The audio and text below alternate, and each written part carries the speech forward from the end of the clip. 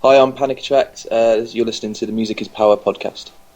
The Music is Power podcast is Panic Attract, and his name is actually Tim. Hello, Tim. Yeah. Hi, how you doing, Dimitri? I'm great, thank you. How are you today?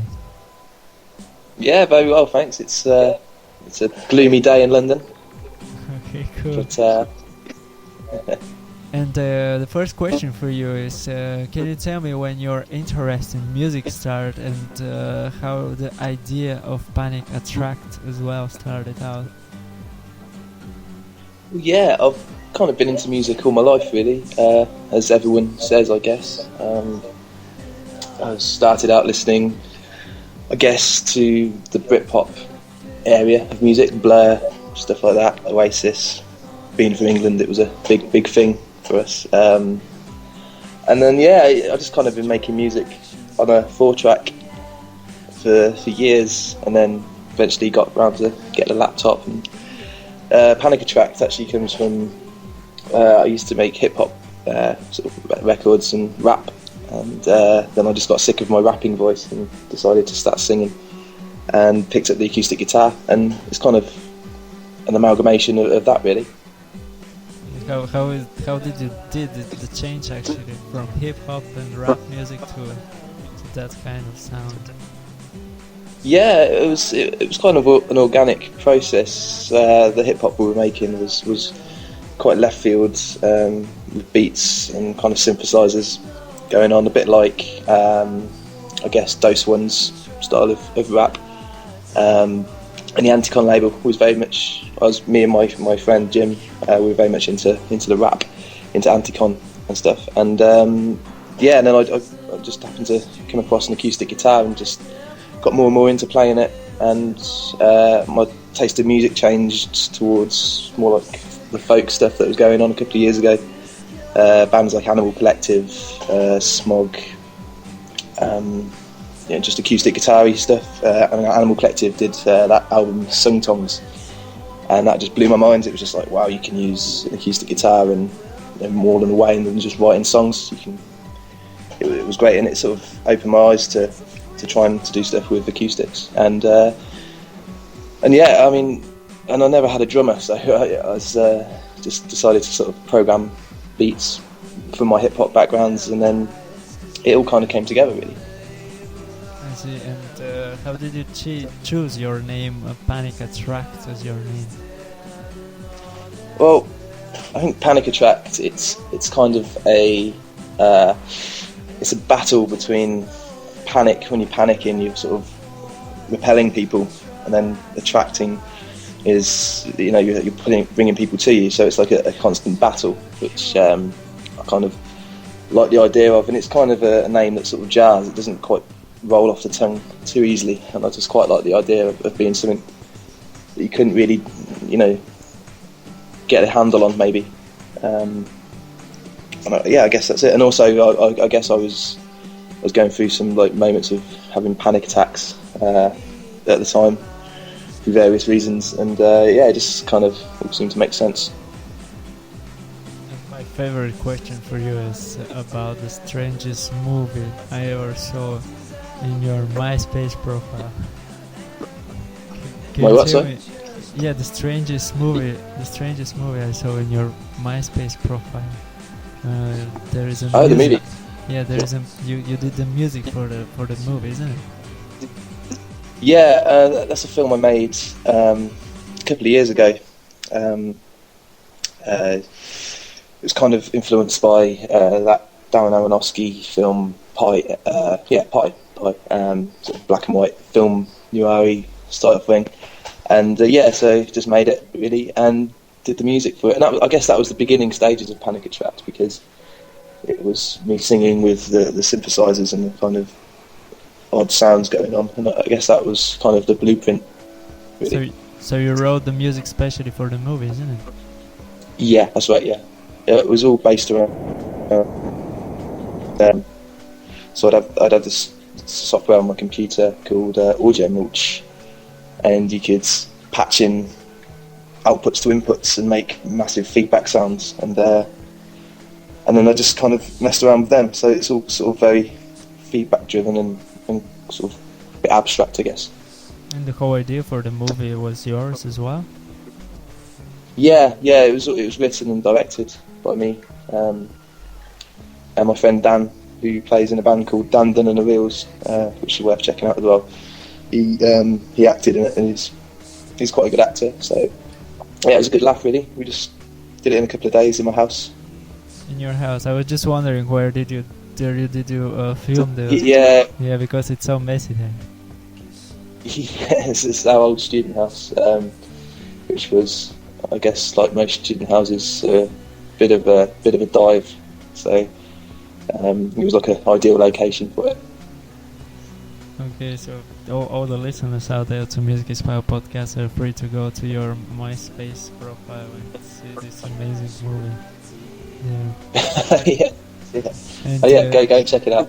Yeah, for sure. And can you tell me about your record labels? Because I saw that you actually wrote 2 record labels, Reese and Future Records and 3 Bar Fire.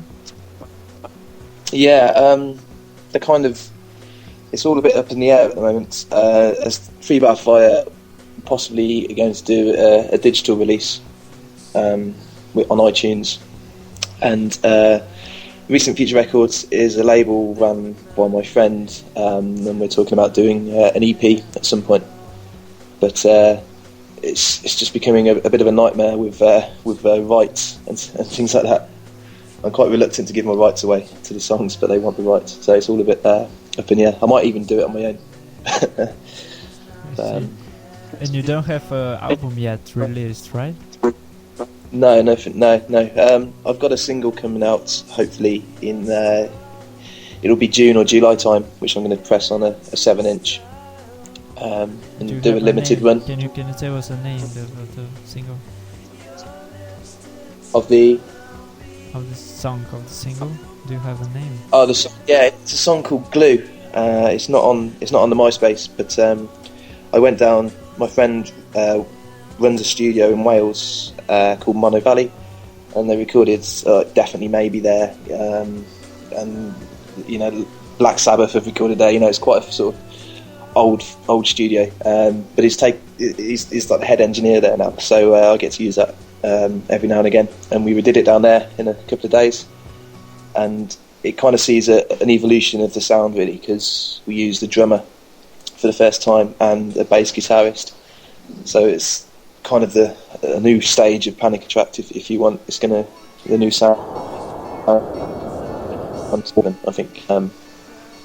So yeah, I'm quite excited about it. I'm currently waiting to rehearse with a band that I've kind of got together through various sources, and yeah, it should be quite exciting to see where it goes. Yeah, good luck with it. Yeah, cheers. And if I ask you with what you're different from all the other bands, what should be your answer to this? Okay. I guess, I don't know, it's a difficult one really. Yeah, I know. I don't know, I think what I'm trying to do is blend all the styles of music that I like into one. So there's elements of folk, there's elements of hip hop, there's elements of electronica, there's elements, I don't know, just straight rock, I guess, as well.